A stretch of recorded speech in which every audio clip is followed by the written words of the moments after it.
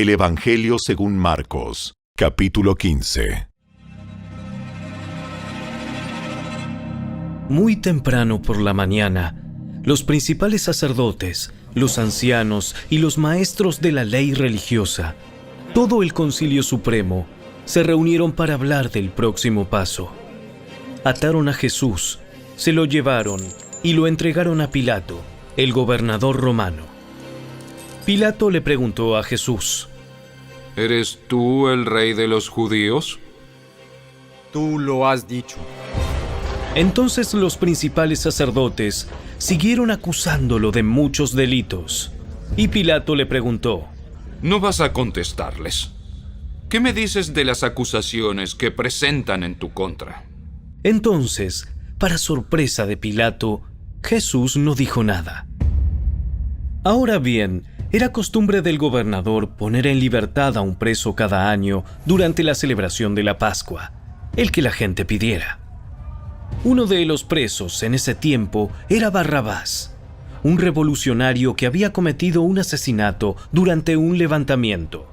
La multitud acudió a Pilato y le pidió que soltara a un preso como era la costumbre. ¿Quieren que les deje en libertad a este rey de los judíos?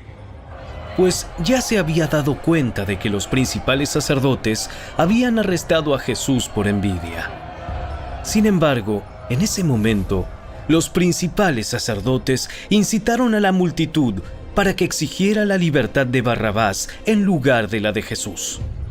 Entonces, ¿qué hago con este hombre al que ustedes llaman rey de los judíos? ¡Crucifícalo! ¡Crucifícalo!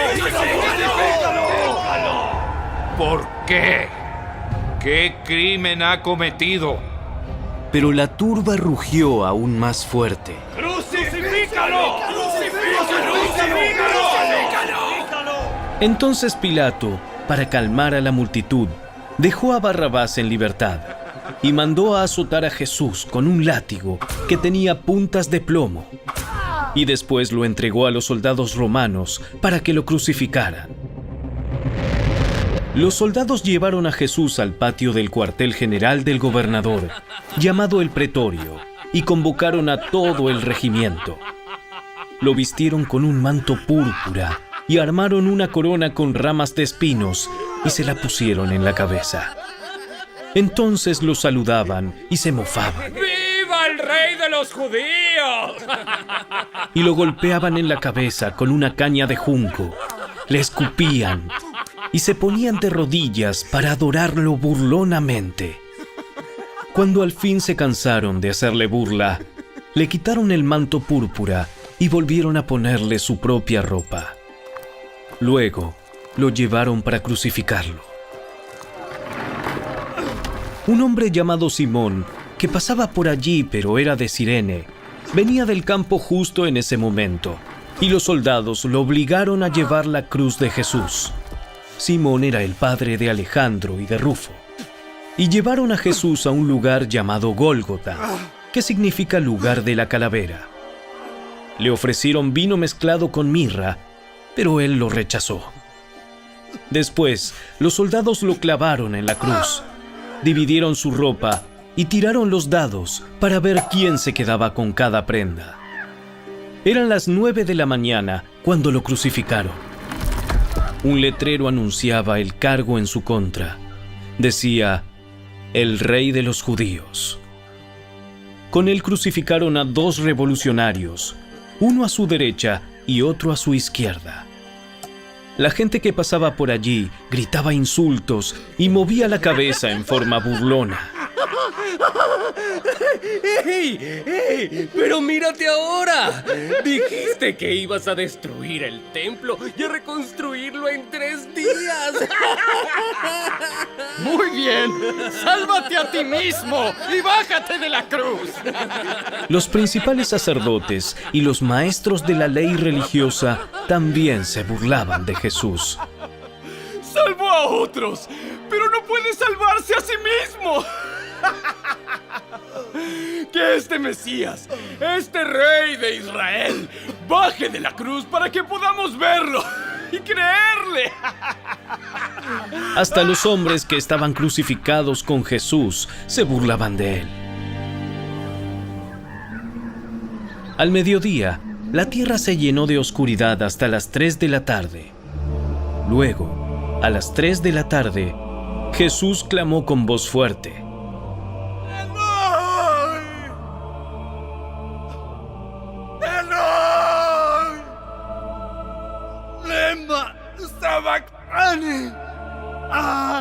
que significa: Dios mío, ¿por qué me has abandonado?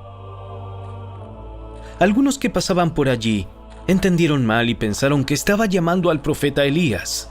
Uno de ellos corrió y empapó una esponja en vino agrio, la puso sobre una caña de junco y la levantó para que él pudiera beber. ¡Esperen! A ver si Elías viene a bajarlo. Entonces Jesús soltó otro fuerte grito y dio su último suspiro.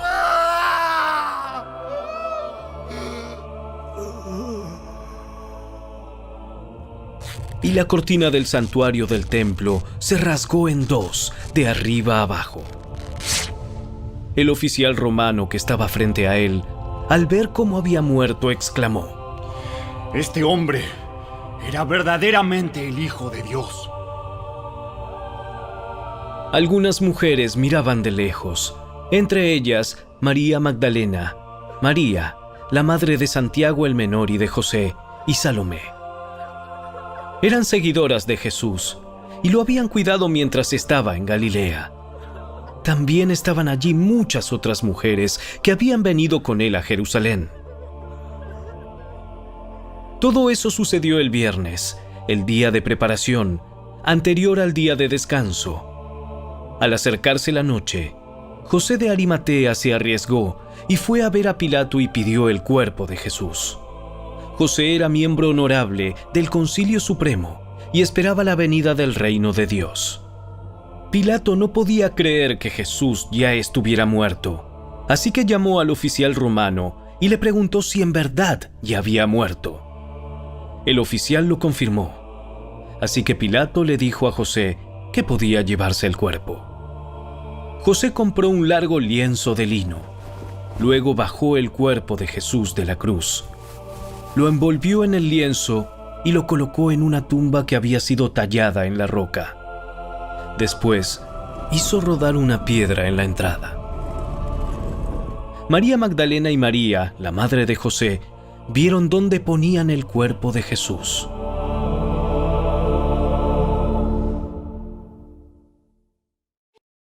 El Evangelio según Marcos, capítulo 16.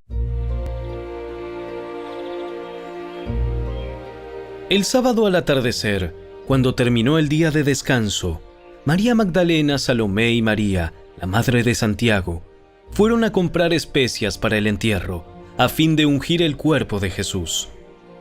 El domingo por la mañana, muy temprano, justo al amanecer, fueron a la tumba.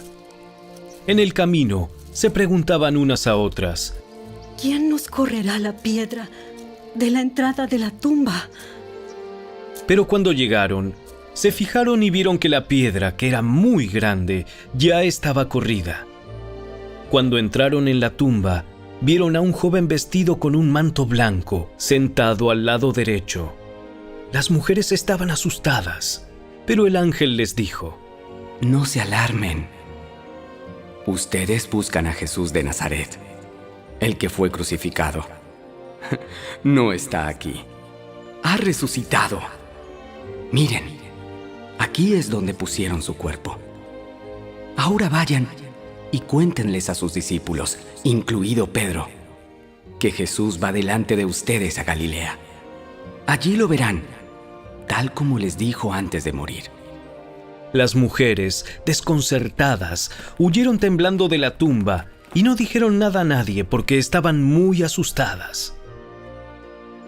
Después de que Jesús resucitó el domingo por la mañana temprano, la primera persona que lo vio fue María Magdalena, la mujer de quien él había expulsado 7 demonios. Ella fue a ver a los discípulos, quienes estaban lamentándose y llorando, y les dijo lo que había sucedido. Sin embargo, Cuando les dijo que Jesús estaba vivo y que lo había visto, ellos no le creyeron. Tiempo después, Jesús se apareció en otra forma a 2 de sus seguidores que iban caminando desde Jerusalén hacia el campo. Ellos regresaron corriendo para contárselo a los demás, pero ninguno les creyó. Incluso más tarde, se apareció a los 11 discípulos mientras comían juntos. Los reprendió por su obstinada incredulidad, porque se habían negado a creer a quienes lo habían visto después de que resucitó. Entonces les dijo: Vayan por todo el mundo y prediquen la buena noticia a todos. El que crea y sea bautizado será salvo, pero el que se niegue a creer será condenado. Estas señales milagrosas acompañarán a los que creen. Expulsarán demonios en mi nombre y hablarán nuevos idiomas. Podrán tomar serpientes en las manos sin que nada les pase. Y si beben algo venenoso, no les hará daño. Pondrán sus manos sobre los enfermos y ellos sanarán. Cuando el Señor Jesús terminó de hablar con ellos, fue levantado al cielo y se sentó en el lugar de honor a la derecha de Dios. Y los discípulos fueron por todas partes y predicaron. Y el Señor actuaba por medio de ellos, confirmando con muchas señales milagrosas lo que decían.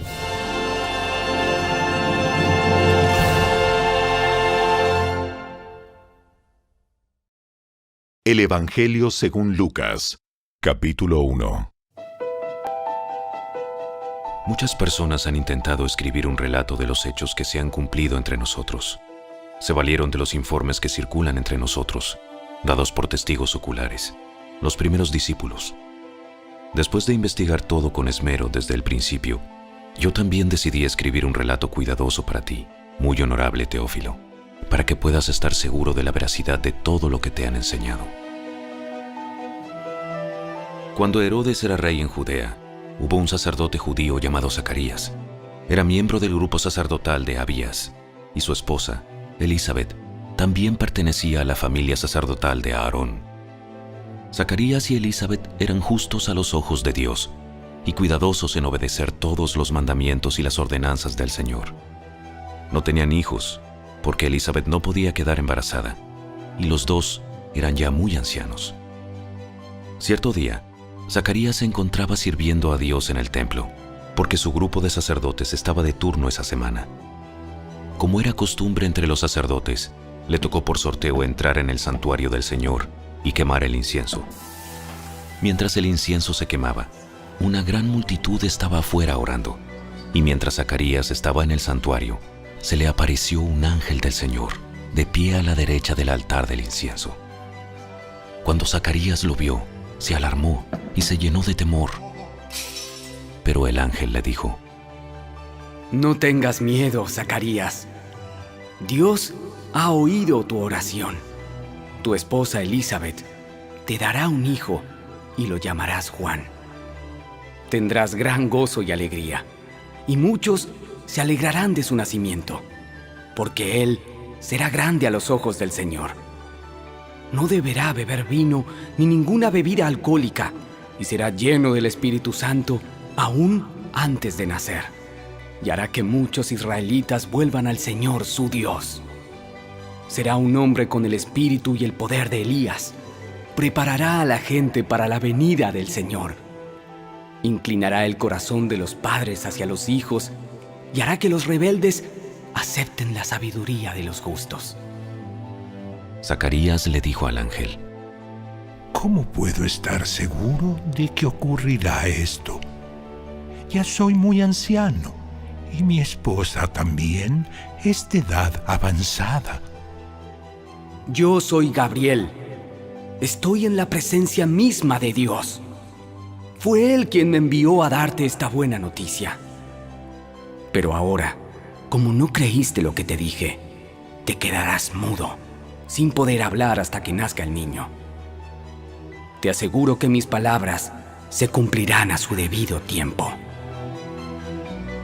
Mientras tanto, la gente esperaba a que Zacarías saliera del santuario y se preguntaba por qué tardaba tanto. Cuando por fin salió, no podía hablarles.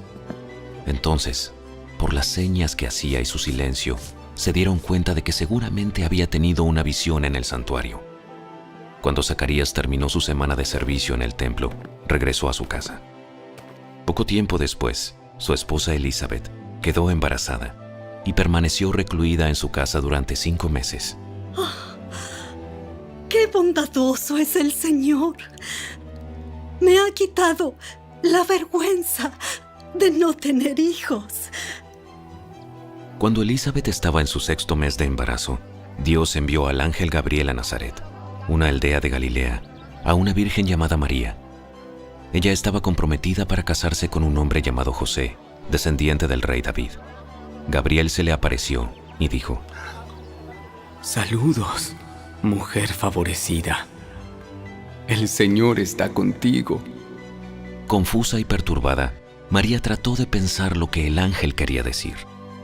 No tengas miedo, María, porque has hallado el favor de Dios. Concebirás y darás a luz un hijo, y le pondrás por nombre Jesús. Él será muy grande, y lo llamarán Hijo del Altísimo. El Señor Dios le dará el trono de su antepasado David, y reinará sobre Israel para siempre. Su reino no tendrá fin. Pero, ¿cómo podrá suceder esto? Soy virgen. El Espíritu Santo vendrá sobre ti, y el poder del Altísimo te cubrirá con su sombra. Por lo tanto, el bebé que nacerá será santo, y será llamado Hijo de Dios. Además, tu parienta Elizabeth quedó embarazada en su vejez. Antes la gente decía que ella era estéril, pero ha concebido un hijo y ya está en su 6º mes de embarazo. Pues la palabra de Dios nunca dejará de cumplirse. Soy la sierva del Señor. Que se cumpla todo lo que has dicho acerca de mí. Y el ángel la dejó. Pocos días después, María fue deprisa a la zona montañosa de Judea, al pueblo donde vivía Zacarías. Entró en la casa y saludó a Elizabeth. Al escuchar el saludo de María, el bebé de Elizabeth saltó en su vientre y Elizabeth se llenó del Espíritu Santo. Elizabeth dio un grito de alegría y le exclamó a María: Dios te ha bendecido más que a todas las mujeres, y tu hijo es bendito. ¿Por qué tengo este honor? Que la madre de mi Señor venga a visitarme. Cuando escuché tu saludo, el bebé saltó de alegría en mi vientre. Eres bendita, porque creíste que el Señor haría lo que te dijo. María respondió: Oh, cuánto alaba mi alma al Señor. Cuánto mi espíritu se alegra en Dios, mi Salvador. Pues se fijó en su humilde sierva. Y de ahora en adelante, todas las generaciones me llamarán bendita. Pues el Poderoso es santo y ha hecho grandes cosas por mí. Él muestra misericordia de generación en generación a todos los que le temen. Su brazo poderoso ha hecho cosas tremendas. Dispersó a los orgullosos y a los altaneros. A príncipes derrocó de sus tronos y exaltó a los humildes. Al hambriento llenó de cosas buenas y a los ricos despidió con las manos vacías. Ayudó a su siervo Israel y no se olvidó de ser misericordioso, pues lo prometió a nuestros antepasados, a Abraham y a sus descendientes siempre. Y María se quedó con Elizabeth unos 3 meses y luego regresó a su casa. Cuando se cumplió el tiempo para que naciera el bebé, Elizabeth dio a luz un hijo varón. Todos sus vecinos y parientes se alegraron al enterarse de que el Señor había sido tan misericordioso con ella. Cuando el bebé cumplió 8 días, todos se reunieron para la ceremonia de circuncisión. Querían ponerle por nombre Zacarías, como su padre, pero Elizabeth dijo: ¡No! Su nombre es Juan. ¿Cómo? ¿Cómo? No hay nadie en tu familia con ese nombre. Entonces, le preguntaron por gestos al padre cómo quería que se llamara. Zacarías pidió con señas que le dieran una tablilla para escribir, y para sorpresa de todos, escribió: su nombre es Juan. Al instante Zacarías pudo hablar de nuevo y comenzó a alabar a Dios. Todo el vecindario se llenó de temor reverente, y la noticia de lo que había sucedido corrió por todas las colinas de Judea. Los que la oían meditaban sobre los acontecimientos y se preguntaban: ¿qué llegará a ser este niño? Pues la mano del Señor estaba sobre él de una manera especial. Entonces su padre, Zacarías, se llenó del Espíritu Santo y dio la siguiente profecía: Alaben al Señor, el Dios de Israel, porque ha visitado y redimido a su pueblo. Nos envió un poderoso Salvador del linaje real de su siervo David, como lo prometió mediante sus santos profetas hace mucho tiempo. Ahora seremos rescatados de nuestros enemigos y de todos los que nos odian. Él ha sido misericordioso con nuestros antepasados al recordar su pacto sagrado, el pacto que prometió mediante un juramento a nuestro antepasado Abraham. Hemos sido rescatados de nuestros enemigos para poder servir a Dios sin temor, en santidad y justicia mientras vivamos. Y tú, mi pequeño hijo, serás llamado profeta del Altísimo, porque prepararás el camino para el Señor. Dirás a su pueblo cómo encontrar la salvación mediante el perdón de sus pecados. Gracias a la tierna misericordia de Dios, la luz matinal del cielo está a punto de brillar entre nosotros para dar luz a los que están en oscuridad y en sombra de muerte, y para guiarnos al camino de la paz. Juan creció y se fortaleció en espíritu, y vivió en el desierto hasta que comenzó su ministerio público a Israel.